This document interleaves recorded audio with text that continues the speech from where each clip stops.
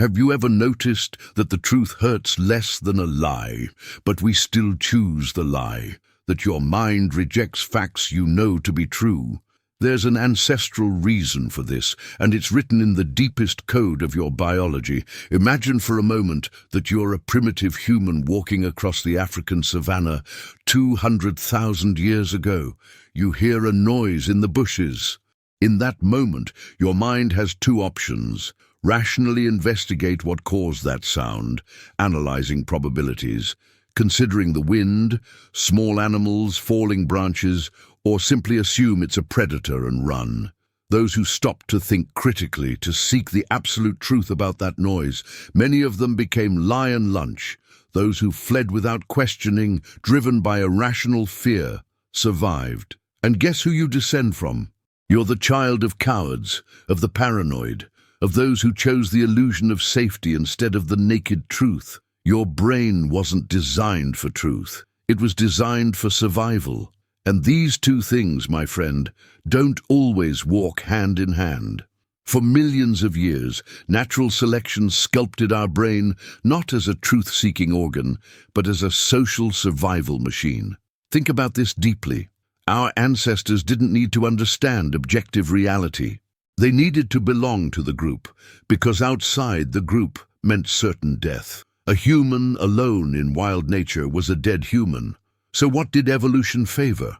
It wasn't the ability to see the world as it really is. It was the ability to fit in, to agree, to not question the group's beliefs, even when they were absurd.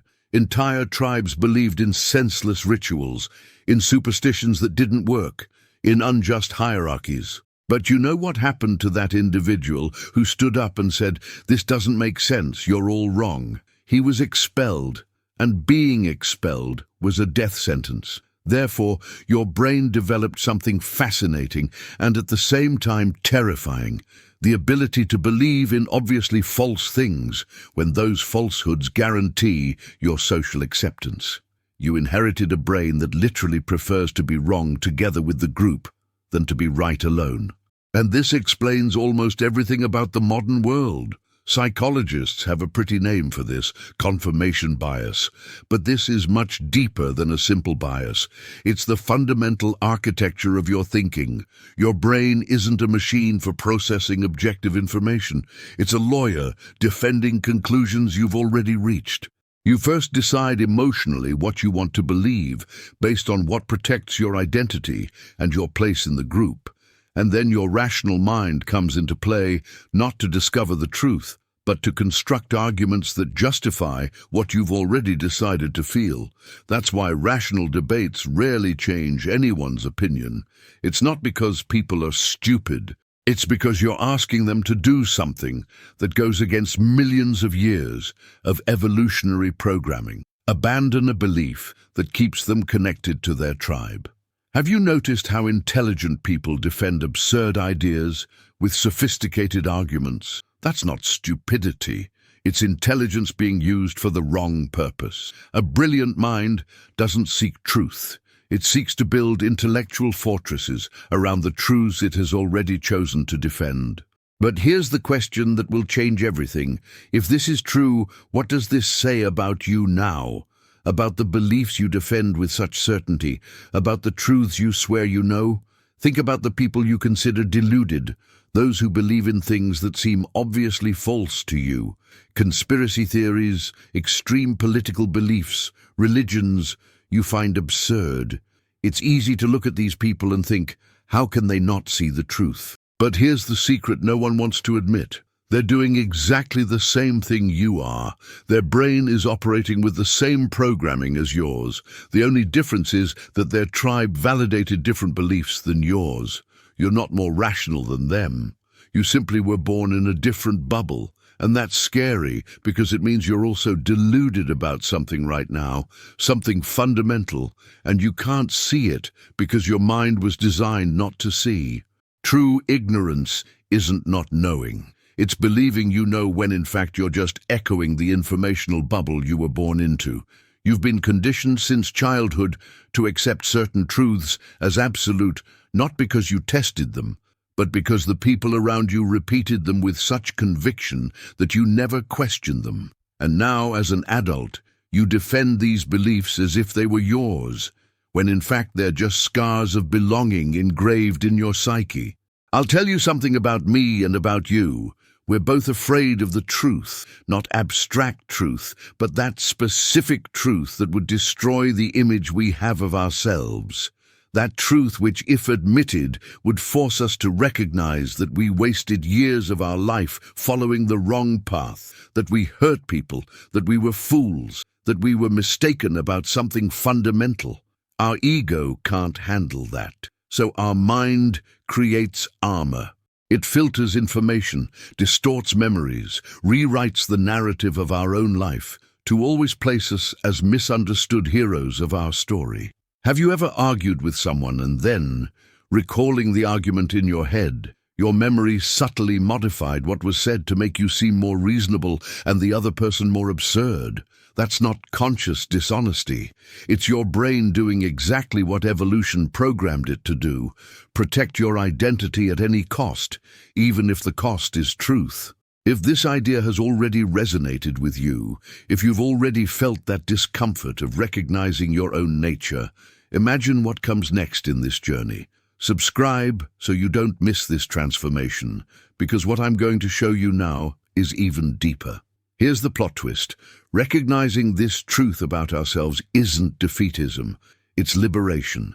When you understand that your brain is programmed to choose comfort instead of truth, you gain a powerful tool: meta-awareness. You can begin to observe your own thoughts, like a scientist observes an experiment. Why do I really believe this? Is it because I analyzed evidence impartially, or because this belief makes me feel safe, superior, part of a group? This is the question that separates human beings on autopilot from truly conscious human beings. Stoic philosophy taught us 2,000 years ago. It's not events that disturb us, but our interpretations of them. And why are our interpretations almost always biased? Because they serve an emotional and social agenda, not objective truth. Marcus Aurelius wrote, "Everything we hear is an opinion, not a fact. Everything we see is a perspective, not the truth." He knew, in the 2nd century after Christ, what modern neuroscience is only beginning to confirm. Your mind lies to you constantly. So what do you do with this information? You start small. Choose a belief you defend, anyone, and do a radical exercise. Argue against it. Force yourself to build the best possible case for the opposite side. Not a straw man, not a ridiculous version of the opposition, but the strongest and most honest argument an intelligent person would make. If you can't do this, if your mind refuses to even consider the other side, congratulations. You've just identified a belief that you didn't choose rationally, but that was chosen for you by your need for belonging. This doesn't mean the belief is wrong. It means you defend it for the wrong reasons. And that's dangerous because you've become a soldier of an idea instead of an explorer of truth. Soldiers follow orders. Explorers ask questions. The world needs more explorers. Modern psychology has identified something called cognitive dissonance, the mental discomfort we feel when two conflicting beliefs exist at the same time. Your brain hates this. So what does it do? It doesn't seek truth to resolve the conflict. It simply discards the information that causes discomfort and reinforces the belief that already existed. That's why showing facts to someone rarely changes their opinion and sometimes even strengthens the wrong belief. This is called the backfire effect. When you confront someone with evidence that threatens their group identity, their brain interprets this not as information, but as an attack. And when attacked, people don't open up. They close down. They build even higher walls. You've done this, I've done this, we all do. It's automatic. But now that you know, you can intercept this process. When you feel that discomfort, that immediate urge to reject information, pause, breathe. Ask yourself, am I rejecting this because it's false or because it's inconvenient for my narrative? But there's an even deeper secret that few people know, a truth that philosophers whisper but most people never hear. True enlightenment isn't accumulating knowledge, it's recognizing the vastness of your ignorance. Socrates said, "I know that I know nothing," but that wasn't false humility. It was a profound perception. The more you learn, the more you realize how little you understand. Truly wise people are those who carry their beliefs lightly, ready to release them when better evidence emerges. Foolish people carry their beliefs like weapons, defending them to the death because their identities are fused with their ideas. If you can't change your mind, you don't have your own mind. You're just an echo. And here's the part that will completely liberate you. You don't need to have an opinion about everything. Living in peace with uncertainty is a superpower that almost no one develops. Our modern culture demands that you have a position on every subject, that you declare yourself on one side or another. But what if the most honest answer to many questions is simply, "I don't know"? What if wisdom lies in recognizing when you don't have enough information to form an informed opinion, instead of fabricating one based on emotions and biases? There's a Buddhist practice called beginner's mind, approaching every situation as if you'd never encountered it before, without the filters of your past experiences and prejudices. Imagine waking up tomorrow and looking at the world without the lenses you've been wearing for so long you forgot you're wearing them. The people you've labeled, the groups you've demonized, the ideas you've dismissed without investigating. What would you discover? Probably that the world is much more complex, nuanced, and surprising than your mental categories allowed. But this requires courage. It requires that you be willing to be wrong, and being wrong hurts. Your ego interprets each correction as a small death. But here's the liberating paradox. The more you practice being wrong, the stronger you become. Each time you admit a mistake, you don't diminish, you expand. You become larger than your beliefs instead of being their prisoner. Think about the most admirable people you know. Are they those who never change their minds, or those who evolve, who admit when they were wrong, who grow? The truth is that you'll die without knowing the truth about almost everything. The universe is 14 billion years old. You'll be lucky if you live 80. There are billions of galaxies, each with billions of stars. You live on a small planet orbiting a common star in an unimportant corner of a galaxy among countless others. And even about your own life, about your own mind, you know so little. Your neuroscientists can't fully explain how consciousness emerges. Your physicists don't know what makes up 95% of the universe. Your philosophers still debate questions that Plato raised 2,400 years ago. And yet, you walk around with absolute certainties about complex questions, defending your opinions as if they were divinely revealed truths. This isn't confidence, it's delusion.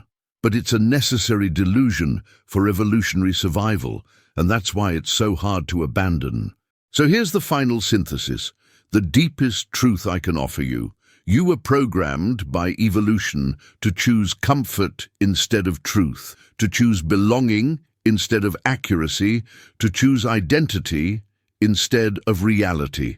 But you were also gifted with something unique, the ability to perceive this programming and transcend it. You can choose to be more than your instincts. You can choose to question your certainties, embrace doubt, seek perspectives that challenge yours. You can choose to be uncomfortably honest instead of comfortably deluded. And when you make that choice, something magical happens. You stop fearing the truth and begin to love it. Because the truth, however hard it may be, is the only solid foundation on which you can build an authentic life. Lies can comfort you temporarily, but only truth can free you permanently. You don't need to agree with everything I've said here. In fact, I hope you don't agree. I hope you question, investigate, form your own conclusions, but do it consciously, not on autopilot. If this message provoked something in you, if it planted a seed of fertile doubt, then leave a like, subscribe to the channel, and share it with someone who needs to hear this. Not because you agree with me, but because this conversation needs to happen. Because the world is sickening from excess certainty and lack of humility. And maybe, just maybe, if more people begin to question their own minds before questioning others' minds, we can build something better, something more truthful, something more human.